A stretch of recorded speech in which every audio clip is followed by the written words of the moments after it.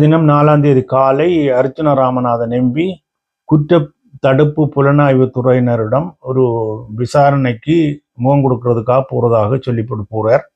அவர் என்னதுக்கு போறார் என்று பார்த்தால், சென்ற ஆண்டு 2024ஆம் ஆண்டு பாராளுமன்றம் தொடங்கின போது அப்போ இருந்து இன்றைக்கு வரைக்கும் அர்ச்சுன ராமநாதன் சர்ச்சைக்குரியவர் தான். அவர் என்ன செய்கிறாரோ இன்னும் செய்யல, அது பேசுபொருளாக இருக்கும். அவரோட தேவையான ஒரு ஆள் மாதிரியும் இருக்கும், தேவை இல்லாத ஒரு ஆள் மாதிரியும் இருக்கும். அதெல்லாம் நடக்கிறது தான்.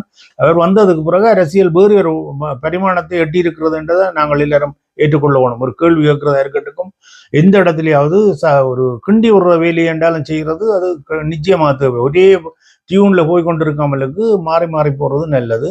அந்த அர்ச்சுன ராமநாதன் சென்ற ஆண்டு பாராளுமன்றத்தில் அமரும் போதே அவர் ஒரு சர்ச்சையுடன் அமர்ந்தவர். எதிர்கட்சி தலைவருடைய ஆசனத்தில் அமர்ந்து அவர்கள் அதில் வெளியேற்றுவதற்கு ரொம்ப கஷ்டப்பட்டு பேருந்து அவர் வெளியேறாமலுக்கு அதிலே இருந்தது. அது ஒரு பக்கம் இருந்தாலும், அன்றைக்கு இன்ட்ரோடக்ஷன் அவர் தொடங்கும் பொழுது பேச்சு, அன்றைக்கோ இல்லை அடுத்த நாளோ பேச்சு தொடங்கும் பொழுது தலைவருக்கும் ஒரு வணக்கத்தை சொல்லிக்கொண்டு தமிழ மக்களுக்கு என்று சொல்லி ஒரு தொடங்குறார் என்றதுதான் இந்திய புலனாய்வு துறையினருடைய விசாரணையினுடைய சாராம்சமாக காணப்படுது.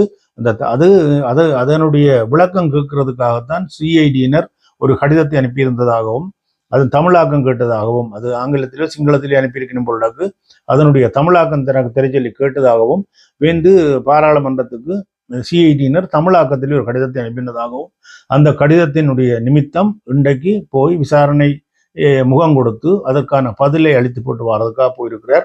அவருக்கு இதை போல எத்தனையோ விசாரணைகளும் வந்துட்டு, எத்தனையோ நெருக்கடிகளும் வந்துட்டு, எல்லாத்துக்குள்ளாலையும் வழியில வந்தது போல இதுக்கும் வந்துடுவார் என்றுதான் பார்க்கக்கூடியதா இருக்குது. இதுதான் இன்றைக்கு அர்ச்சுன ராமநாதன் எம்பி பற்றிய செய்தி. இனி அடுத்த செய்தியாக